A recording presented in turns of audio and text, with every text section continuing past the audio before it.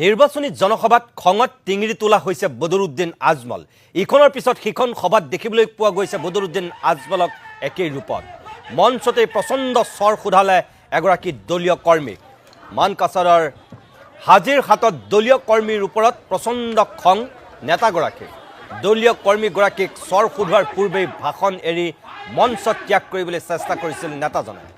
ৰাইজক প্ৰশ্ন সুধি থকা অৱস্থাত কোনো ধৰণৰ প্ৰত্যুত্তৰ লাভ নকৰাত মঞ্চ ত্যাগ কৰিছিল যদিও দলীয় কৰ্মকৰ্তাৰ অনুৰোধত পুনৰ ভাষণ দিবলৈ উভতি আহে বদৰুদ্দিন আজমল।